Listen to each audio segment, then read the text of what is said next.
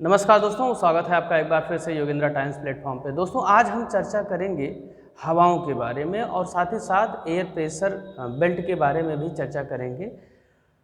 तो आज के सेशन में बेसिकली जो हवाओं का थ्योरेटिकल पार्ट है, विंड का जो थ्योरेटिकल पार्ट है उस पर चर्चा की जाएगी।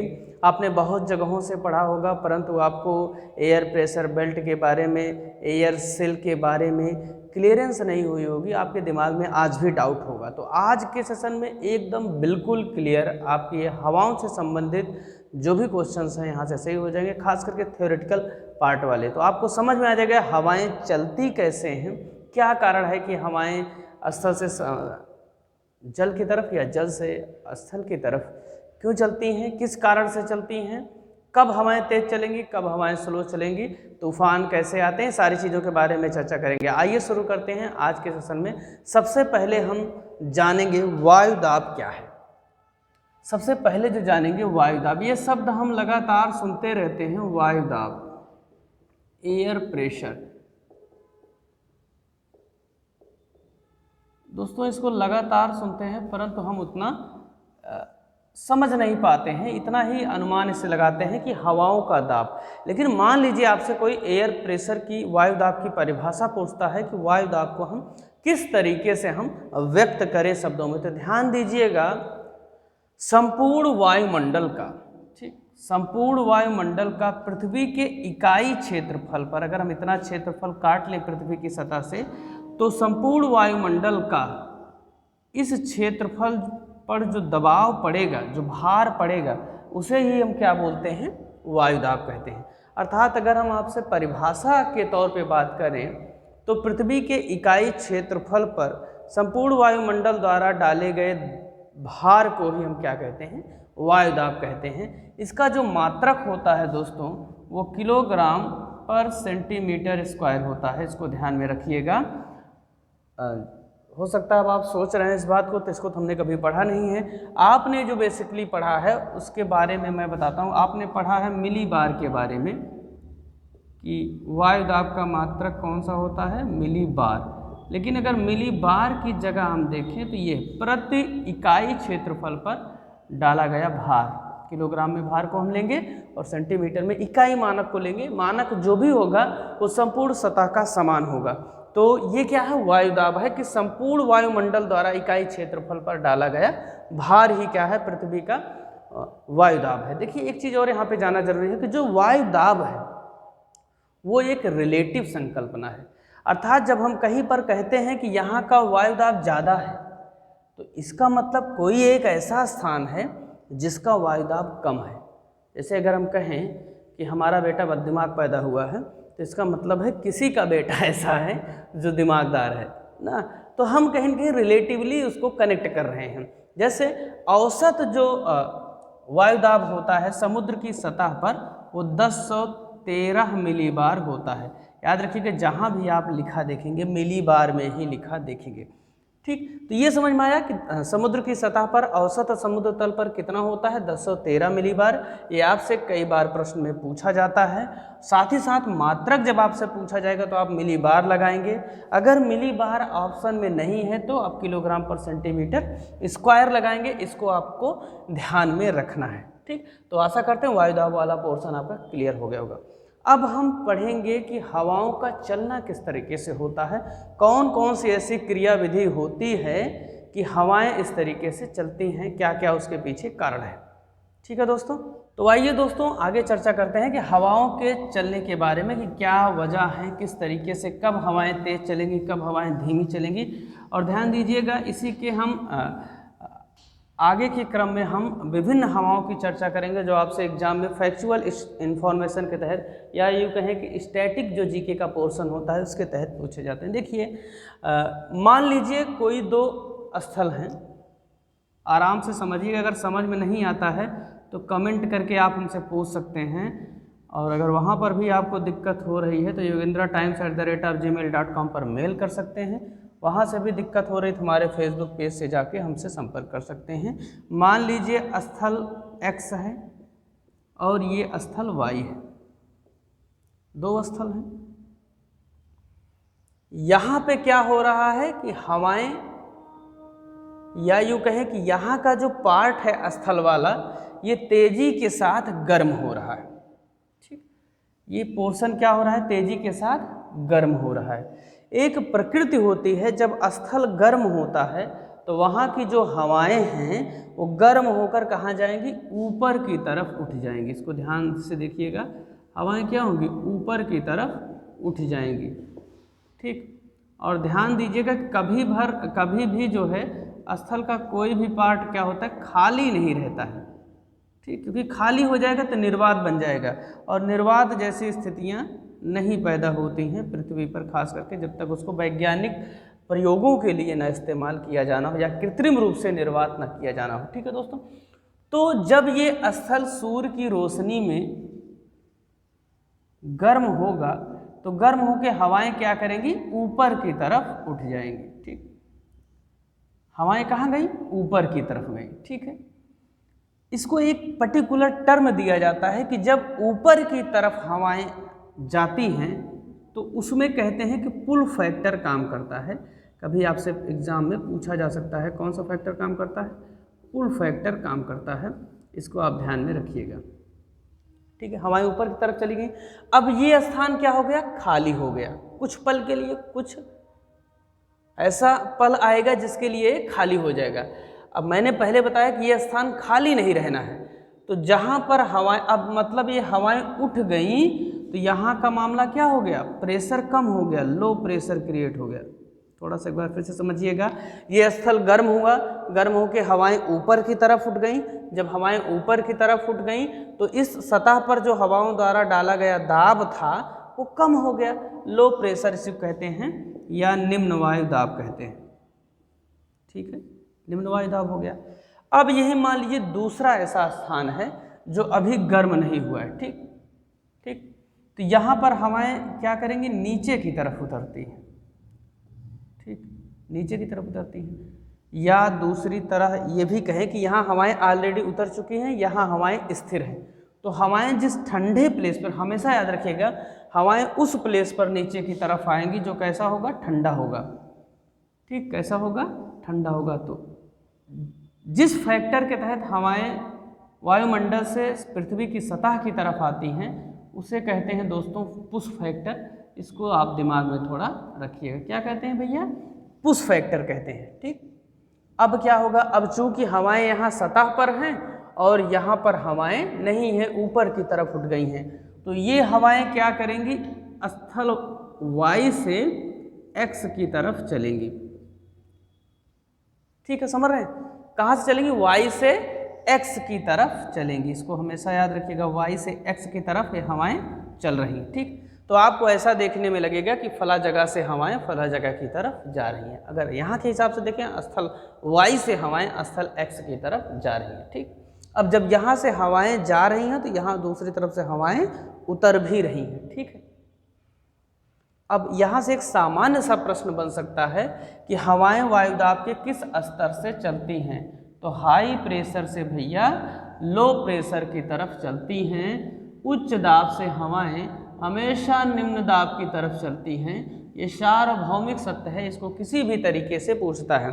अर्थात अगर हम 2-4 एग्जाम्पल ले लें कि किसी एक स्थल खंड का मान लीजिए वायुदाब 1050 मिलीबार है और दूसरे एक स्थल खंड का वायुदाब 1013 मिलीबार है या 30 मिलीबार है, तो हवाएं जो चलेंगी 1050 से 1030 मिलीबार की तरफ ही चलेंगी। और दूसरी बात अभी आपको बता दे रहा हूँ, जो चक्रवात के चैप्टर में आपके लिए बहुत ज़्यादा बेनिफिशियल होगा, कि जितना कम वायुदाब होगा, एयर प्रेशर जितना कम होगा, उतनी ही हवाओं की गति क्या होगी, कम होगी।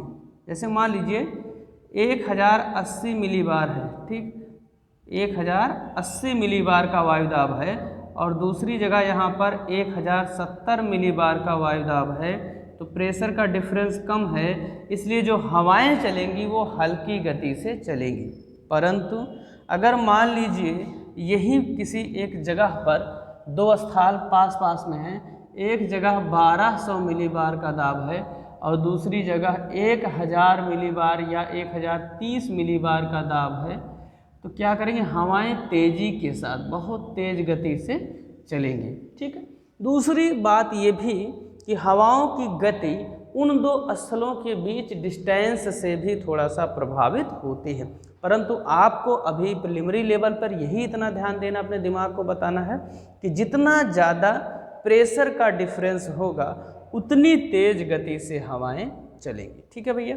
तो जहाँ पर हवाएं ऊपर की तरफ उठ रही हैं वहाँ पुल फैक्टर काम कर रहा है, जहाँ पे हवाएं नीचे की तरफ आ रही हैं वहाँ पुश फैक्टर काम कर रहा है, और जिस बल के कारण ये हवाएं हाई प्रेशर से लो प्रेशर की तरफ चल रही हैं उसे कहते हैं प्रेशर ग्रेडियंट फोर्स। इसको आप थोड़ा ध्यान से देखिएगा, प्रेशर ग्रेडियंट फोर्स कहते हैं, इसको बोलते हैं PGF।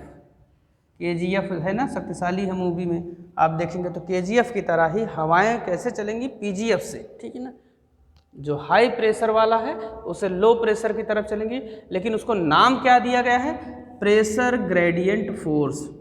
ठीक है, इसको थोड़ा सा आप दिमाग में रखिएगा। दाब प्रवणता बल इसकी हिंदी होती है, परंतु कोशिश करिएगा इसकी इंग्लिश ही आप अपने दिमाग में रखें। ठीक है भैया, दाब प्रवणता बल। ठीक, ये समझ में आ रहा है। आगे चलिए, अब आगे हम देखेंगे कि इसी हवाओं के प्रेशर के कारण किस तरीके से पूरी पृथ्वी पर हवाओं की एक पेटी पाई जाती है, उस तरफ हम चलें।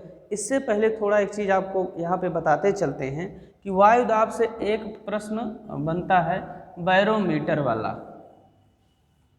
ठीक है, कि वर्षा मापी एक जो है सूचक यंत्र है, अगर बरसात कहीं हो रही तो बैरोमीटर, जिससे हम वायु दाब मापते हैं, और वायु दाब से ही पता चलता है कि किस तरीके से कहाँ पर प्रेशर क्रिएट है, और उसी प्रेशर से पता चलता है कि कहाँ से हवाएं आने वाली है, और कहाँ से हवाएं आने वाली हैं इसी बात से चलता है पता कि वो बारिश करेंगी कि नहीं करेंगी।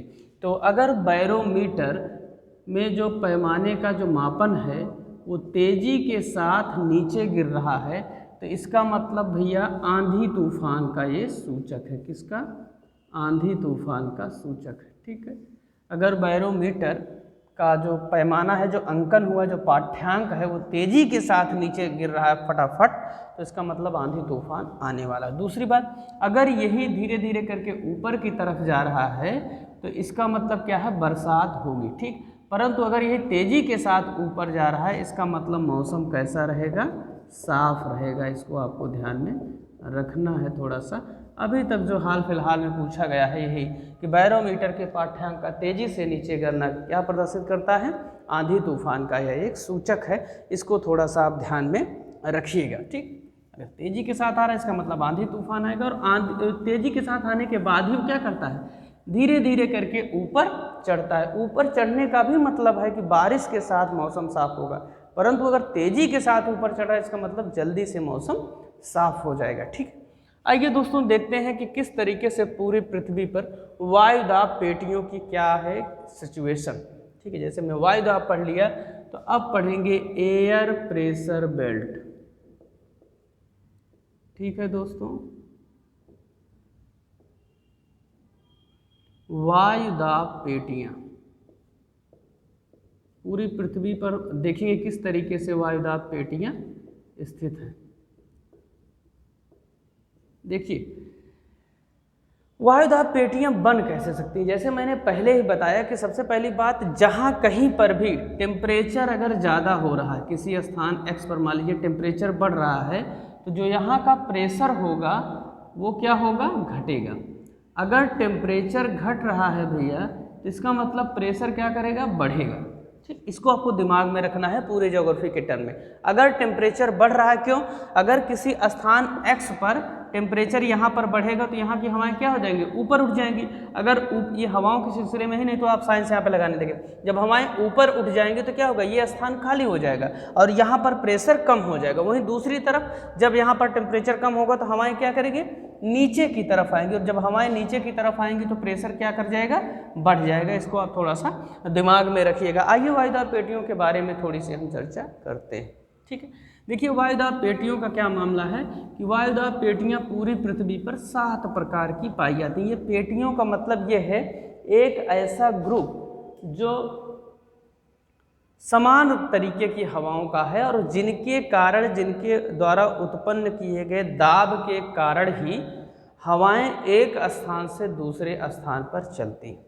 ठीक है, अब देखिए हो क्या सकता है, दो तरीके से हो सकता है। जो या यूँ कहें कि होता है पृथ्वी के संदर्भ में, वो ये होता है या तो तापमान के कारण,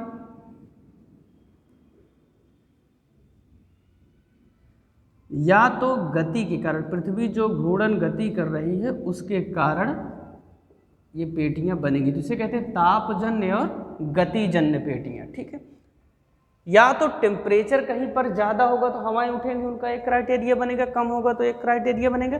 दूसरा जो रोटेशन ऑफ अर्थ है, जो घूर्णन है पृथ्वी का, उसके कारण हवाएं कहीं पर, जैसे आप लट्टू की एक कल्पना करेंगे तो लट्टू जब नाचने लगता है तो लट्टू के जिस सिरे से थोड़ा आगे का भाग होता है, अगर उसको भिगो दें तो पानी वो दूर तक की तरफ फेंकता है नाचते नाचते। आप इसको करके देखिएगा। या यूँ कर लीजिए, कोई एक बॉल है आप लीजिएगा हैवी वाली, और उसको पानी में अगर भिगो देंगे और नचा दीजिए तेज़ी के साथ, तो उससे जो पानी लगा हुआ है उस बॉल में, वो तेज़ी के साथ बाहर की तरफ फेंकता है। ठीक, तो किसका उदाहरण है? गतिजन्य पेटियों का की तरह ही वो भी काम करता है। और इसी तरह जब पृथ्वी रोटेट करती है तो पृथ्वी से जो लगी हुई हवाएं हैं, खास करके उपध्रुवीय क्षेत्र में, उन्हें वो बाहर की तरफ फेंक देती है। ठीक, उसे गतिजन्य पेटी कहते हैं। आइए थोड़ा सा देखते हैं पृथ्वी का मामला क्या है, किस तरीके से। देखिएगा, ये अगर हम पृथ्वी को लें, ये 0 डिग्री है,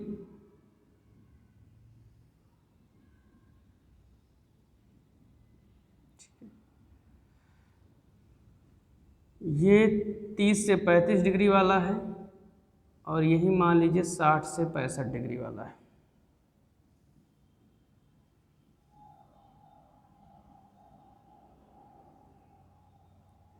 देखिएगा, ये क्षेत्र जो होगा अर्थात भूमध्य रेखा वाला या इक्वेटर वाला, ठीक है, ये 0 डिग्री है, ये 5 डिग्री उत्तर है, 5 डिग्री दक्षिण है, ये 30 से 35 डिग्री उत्तरी है, और ये 30 से 35 डिग्री भैया क्या है? दक्षिणी है। ये 60 से 65 डिग्री उत्तरी है, और ये 60 से 65 डिग्री भैया क्या है? दक्षिणी है। आप इसको थोड़ा सा दिमाग में रखिएगा। और ऊपर का भैया ये क्या है? ध्रुवीय क्षेत्र है, पोलर रीजन है, इसको थोड़ा सा दिमाग में रखिएगा। अभी एक बार फिर से इसको हम आपको समझाएंगे, ठीक है, अगर नहीं समझ में आएगा आपको तो ठीक है। अब देखिए, मामला यहाँ पर ये है कि जब इस विषुवत रेखा वाले पोर्शन पर सबसे ज़्यादा सूर्य की किरणें पड़ेंगी तो ये तेज़ी के साथ गर्म होगा। ठीक है, क्या होगा? तेज़ी के साथ गर्म होगा। और जब तेज़ी के साथ गर्म होगा तो मैंने पहले बताया, गर्म होने पर हवाएं ऊपर की तरफ उठ जाएंगी, अर्थात ये स्थान क्या हो जाएगा? खाली हो जाएगा। और जब भैया ये स्थान खाली हो जाएगा तो यहाँ पर कैसी स्थिति बन जाएगी? निम्न वायुदाब की या लो प्रेशर की। ठीक है, इतना मामला समझ में आया? निम्न वायुदाब की स्थिति बन जाएगी। ठीक है, दूसरा पोर्शन, अब ये निम्न वायुदाब हो गया, अब इसको छोड़ दीजिए। 30 से 35 डिग्री वाले रीजन में क्या है?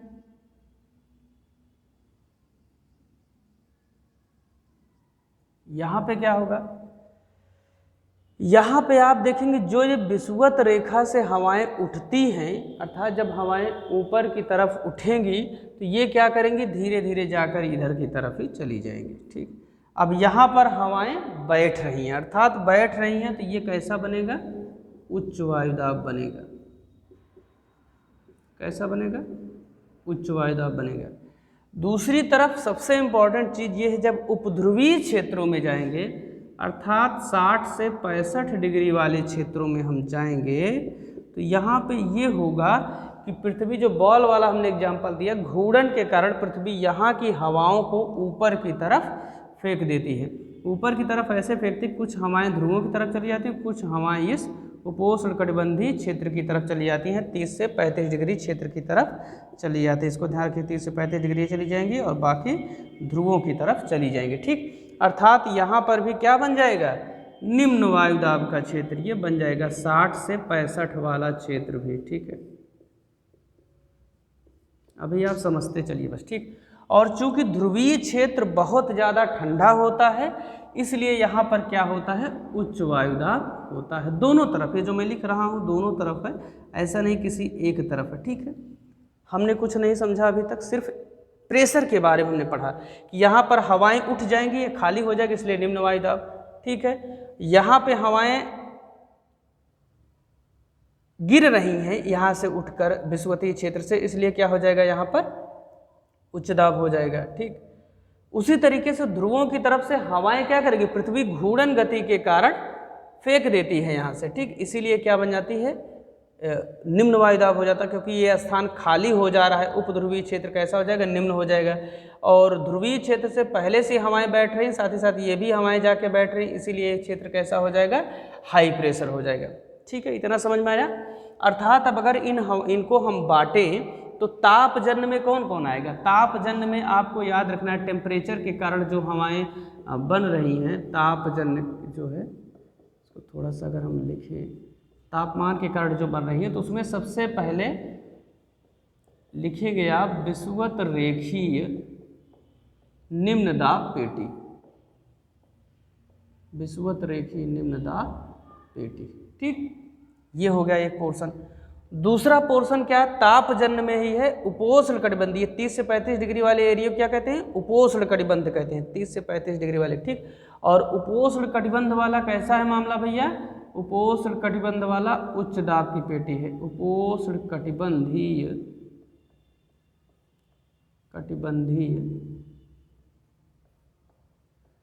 उच्च दाब पेटी, इसको आपको याद रखना, उच्च दाब पेटी। ठीक, ये कैसा है, हाई प्रेशर बेल्ट है। ठीक है, अब दूसरी तरफ, अब हम जब उपध्रुव की तरफ चलेंगे अर्थात 60 से 65 वाले रीजन पे चलेंगे, तो क्या है, गति के कारण, क्योंकि पृथ्वी रोटेशन कर रही है इसीलिए इनको फेंक देती है, तो इसीलिए इनको कहते हैं उपध्रुवीय निम्न दाब पेटी, उपध्रुवीय निम्न दाब पेटी। ठीक है भैया, ये समझ में आया, उपध्रुवीय निम्न दाब पेटी। अगला ये है कि जब ध्रुवों की तरफ चलते हैं तो ध्रुवों की तरफ भी क्या है, एक गति के कारण ना होकर प्रेशर के कारण पहले से ही क्या होती हैं, टेम्परेचर के कारण बेसिकली, जो कि वहाँ टेम्परेचर कम होता है, ठंडा स्थान है, इसलिए हवाएं नीचे की तरफ बैठ रही होती हैं। तो इसे क्या कहते हैं, ध्रुवीय क्षेत्र की या ध्रुवीय कटिबंधीय उच्च दाब पेटी। ठीक है, कटिबंधीय उच्च दाब पेटी। ठीक है दोस्तों, कैसा है, उच्च दाब पेटी। ठीक है, और याद रखिएगा ये क्या करेंगे, ये दोनों कटिबंधों में पाए जाएंगे। ठीक है, तो उपध्रुवीय निम्न दाब पेटी कैसी पाई जाएगी, कितनी संख्या होगी, 2, एक उत्तरी गोलार्ध में पाई जाएगी ऊपर की तरफ, एक नीचे की तरफ। ध्रुवीय कटिबंधी क्या होगी, संख्या 2, एक यहाँ पाई जाएगी उत्तरी ध्रुव में, एक दक्षिणी ध्रुव में। ठीक है, उपोष्णकटिबंधी क्या होगी, संख्या 2, एक उत्तरी गोलार्ध में, एक दक्षिणी गोलार्ध में। ठीक, और विषुवतीय कॉमन है, इसकी संख्या होगी 1, तो टोटल कितनी हो गई, 7 हो गई। ठीक, अब इसी में हम अगले सेशन में देखेंगे कि कैसे हवाएं हाई प्रेशर से लो प्रेशर की तरफ चल रही हैं। एक बार इसको आपको रिवाइज करवाएंगे, फिर इन्हीं बातों को आपको हम समझाएंगे। अगर कोई व्यक्ति आपसे पूछता है कि टोटल वायुदाब पेटियों की संख्या कितनी है, 7, आप इनको इस फिगर को बना के आप समझा सकते हैं इस तरीके से। ठीक है, तो आपको कैसा लगा आज का सेशन हमें कमेंट करके जरूर बताएं, साथ ही साथ शेयर करते रहें, ज़्यादा से ज़्यादा लोगों तक ये वीडियो पहुँचाएँ। बहुत बहुत धन्यवाद, नमस्कार।